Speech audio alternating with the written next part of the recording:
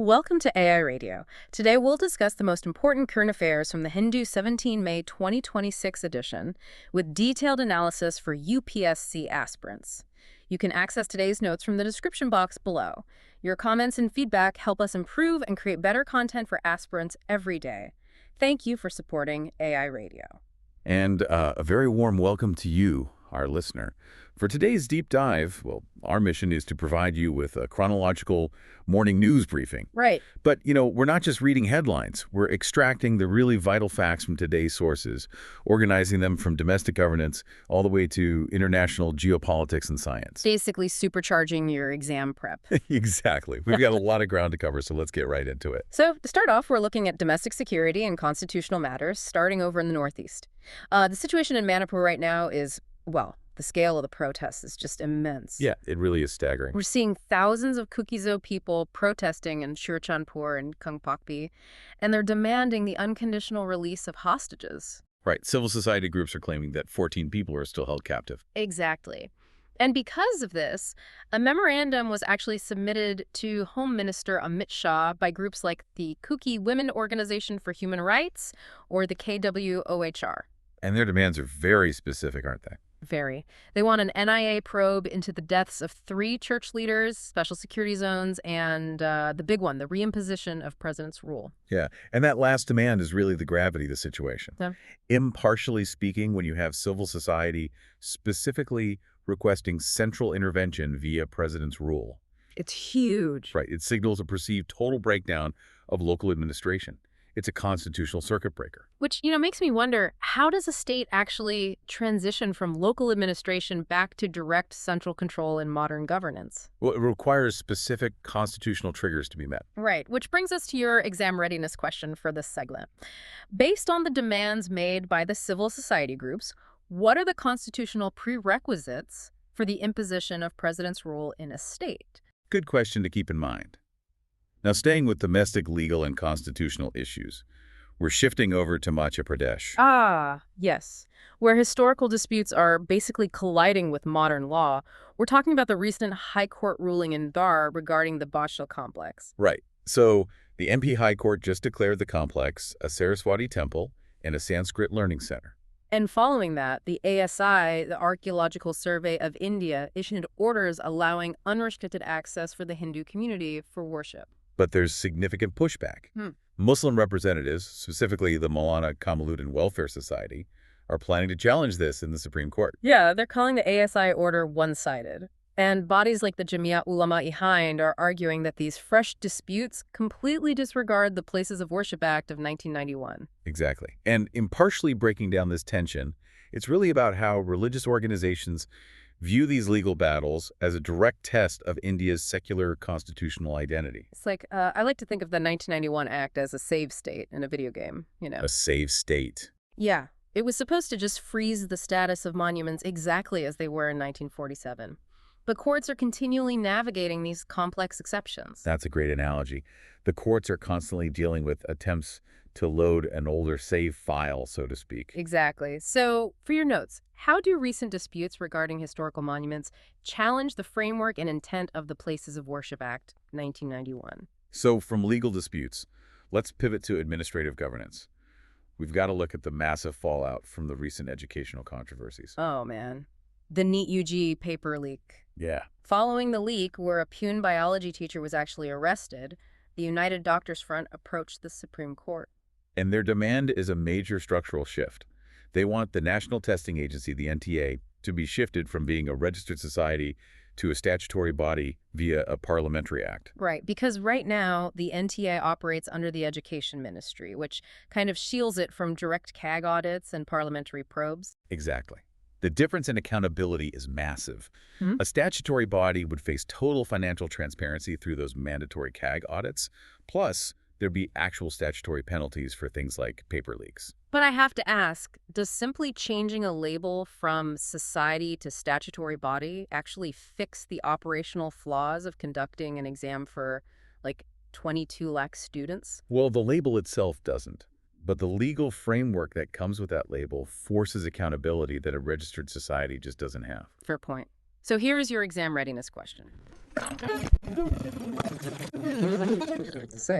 With those of a statutory body under Indian law. Keeping with education, we're also seeing a major policy shift at the school level with the CBSE. Right, the new CBSE circular. Starting July 1, there's a mandatory 3-language study formula for Class 9 students. And the core of this is that at least 2 of the 3 languages must be native Indian languages. Yeah, so foreign languages can only be taken as a 3rd language. But, and this is a big but, to reduce stress, there will be no board examination for that 3rd language at the Class 10 level. Which perfectly contextualizes this within the NEP, the National Education Policy 2020. How so? Well, the NEP wants to promote multilingualism, right? Yeah. But they know high-stakes exams cause massive anxiety. Dropping the board exam for the 3rd language balances those 2 goals. Makes total sense. So ask yourself, how does the new CBSE 3-language formula balance the NEP 2020's goal of promoting native languages with the need to manage student examination stress? Now, shifting from human capital to the rural economy, we need to look at the immediate crisis facing India's farmers. The situation at the procurement centers is just distressing. Paddy farmers are facing severe bottlenecks. That's waiting endlessly for tokens. Exactly, waiting for tokens while their entire harvest is just lying there under the open skies. And the costs are just mounting daily. Farmers are spending roughly $600 per worker every day, plus another euro daily just for tarpaulin rentals. And there are those allegations against the millers, too. All right, allegations of millers unfairly deducting 35 kilograms per tractor load, or literally forcing 42 kilograms of grain into standard 40-kilogram gunny bags. The economic threat here is huge. The longer that grain sits out, the more it's exposed to moisture. Which lowers the quality. Exactly. And if the quality drops, the government rejects it, forcing farmers to sell below the minimum support price, the MSP. It's like a funnel. You have this massive harvest being poured into a procurement system that has a neck that's just way too narrow. It just causes painful spillage for the farmers. That's exactly what it is. So for your prep, what are the primary logistical and administrative bottlenecks in India's agricultural procurement system that threaten farmers' realization of the minimum support price? And, those domestic pressures really mirror the larger macroeconomic strains we're seeing. Specifically, the current account deficit. Yeah, the numbers are stark. India's CAD is projected to hit 2.5% of GDP this financial year. And the key drivers are basically inelastic commodities. Oil prices are at $110 a barrel, and we import 85 to 90% of our oil. Plus the massive gold imports. The value is actually up 24%, despite the high prices. And all of this has caused the rupee to depreciate to 95.96 against the dollar. Which is pulling the RPI Forex reserves down by $29 billion, sitting at $552.4 billion now. It's crazy. Well, the mechanics of CAD explain it. It's just the gap between imports and exports. We have this high import bill because demand for oil and gold is inelastic. Combine that with foreign institutional investors pulling out dollars, and you get massive pressure on the rupee. But the cultural irony of the gold is what gets me. Prices hiked 45 to 60%, but Indian consumers only dropped gold import volumes by 5%. Completely defies pure economic. It really does. It's pure cultural inertia. So your question here. Explain how the inelasticity of gold and oil demand in India limits the government's ability to control a rising current account deficit during global crises. And to understand why those foreign investors are pulling out, we have to look at the global financial constraints identified by the chief economic advisor. Right. CEA v. Anantha Nageswaran's recent keynote, he pointed out that global borrowing is just incredibly expensive right now. U.S. 30-year Treasury yields crossed 5%, and the U.K. is above 5.2%. Meanwhile, India's goods trade deficit is structural at 8.5% of GDP, and even if you exclude oil and coal, it's still 3.5%. The CEA basically said the era of near-zero interest rates is over, and India has to fiercely compete for foreign direct investment. Because when Western governments offer a 5% risk-free return, emerging markets like India have to offer incredibly high yields just to attract capital. It's like the high U.S. interest rates are acting like a giant vacuum cleaner, just sucking investment dollars right out of emerging markets. That's a perfect way to visualize it. So analyze this. How do high risk-free interest rates in advanced economies impact the flow of foreign direct investment into emerging markets like India? Now, in a world with these kinds of financial constraints, strategic alliances like BRICS become crucial. But they definitely aren't without friction. No kidding. The BRICS foreign ministers meeting just wrapped up in Delhi, chaired by S. Jaishankar. They produced a 63-paragraph chair statement. And they did reach consensus on supporting the Palestinian cause and a two-state solution. They did. But there was absolutely zero consensus on the broader West Asia war. Right, due to deep divisions between Iran and the UAE. Yeah. And Brazil's FM made an interesting point about that. He noted that BRICS is still adapting to its recent expansion. Well, more members inherently mean more diverse geopolitical interests. It makes unified statements much harder to achieve. It really makes you ask, does expanding the club inherently weaken the club's voice? It's a valid debate. So for your geopolitical prep, how has the recent expansion of the BRICS grouping impacted its ability to generate geopolitical consensus on regional conflicts? Of course, where multilateral consensus is hard to find, bilateral diplomacy usually steps in. Exactly, like the Prime Minister's recent visit to the Netherlands. PM Modi met with King Willem-Alexander and PM Rob Jetten in The Hague. And the focus areas were really interesting. Technology, clean energy, and pitching the Netherlands as India's natural gateway to Europe. Plus, there was a huge cultural diplomacy win. The Netherlands handed back 21 11th century Chola dynasty copper plates, the Leiden plates, which were taken back in the 1700s. It's a great example of how this relationship is moving beyond traditional trade. They're engaging in critical technologies while also navigating historical reconciliation. So discuss this. What are the strategic and cultural dimensions of India's bilateral relationship with the Netherlands as highlighted during the recent prime ministerial visit? And speaking of critical technologies, the highlight of that Netherlands visit directly fuels our next topic, India's high-tech manufacturing ambitions. Oh, this is huge. Tata Electronics just signed an OU with the Dutch firm ASML. Massive deal. It supports Tata's new 300mm, which is a 12-inch semiconductor fab in Dholera, Gujarat. ASML is going to deploy its advanced lithography tools at the fab. And the why here is crucial. ASML essentially holds a global monopoly on advanced chip printing technology. Wow, a total monopoly. Pretty much. Partnering with them is a mandatory step if India wants to enter the global semiconductor supply chain. You can't do it without them. It's like ASML's machines are the ultimate, ultra-precise printing presses of the digital age. You literally cannot publish the future without them. That's exactly right. So, why is access to advanced lithography technology critical for India's ambition to establish domestic semiconductor fabrication? And, those chips are desperately needed for the next frontier we're discussing today. Artificial intelligence. Right. Ursa Compute is investing $300 million to build sovereign AI infrastructure right here in India. A huge private investment. Yeah. Phase 1 involves deploying 2,888 NVIDIA Blackwell GPUs at a Greater Noida data center, which perfectly aligns with the government's 10,372 crore India AI mission.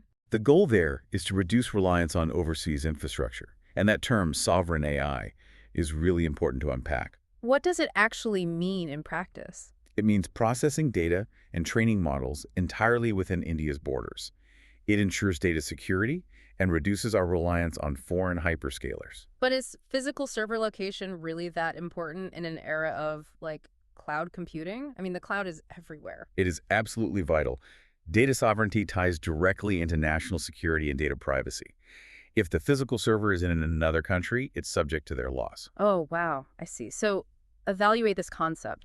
What is sovereign AI infrastructure, and how does it align with the objectives of the India AI mission? Now, from computer vision to human vision, let's pivot to a really fascinating medical breakthrough. Yeah, a quick science update here. Scientists are using a new technique called Sonogenetics. Sonogenetics? Right. They are attempting to restore vision by using highly focused ultrasound when a patient's optic nerve is impaired. The marvel here is the non-invasive nature of it. Instead of traditional surgery or light-based therapies, they're using sound waves to interact with genetics. It's a totally new frontier for neuro-ophthalmic treatment. It's wild. You're basically hearing your way back to sight at a cellular level. It really is incredible. So for your science and tech notes, what is sonogenetics, and how does it offer a novel therapeutic approach for diseases involving impaired optic nerves? And finally, we're closing our briefing by looking at how science, geography, and international law all kind of clash over water resources. This is about India's latest diplomatic stance on the Indus Waters Treaty. India categorically rejected an award issued by the Court of Arbitration, the COA, at The Hague. And this is regarding the Kishinganga and Rattle hydroelectric projects. Exactly. India is claiming that the COA is illegally constituted and that their decision is therefore null and void. India's argument is that the technical questions involved should fall under a World Bank-appointed neutral expert, not the COA. which comes down to the dispute resolution mechanism of the treaty itself. India is asserting that bypassing that neutral expert step essentially violates the treaty's structured grievance framework. The stakes are incredibly high. Water treaties are sort of the ultimate test of international law, mostly because rivers just don't care about borders. Very true. So, explain the tiered dispute resolution mechanism of the Indus Waters Treaty and the basis for India's rejection of the Court of Arbitration's jurisdiction.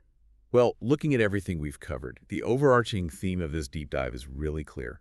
We're seeing India managing severe domestic stresses, from agriculture and exams to legal disputes, while simultaneously navigating a highly competitive and fragmented global order. From CAD and BRICS to tech treaties. Well, thank you for joining us on this deep dive. And I want to leave you with a final thought to mull over. Today, we talked a lot about sovereignty in AI, in semiconductor manufacturing, and in water treaties.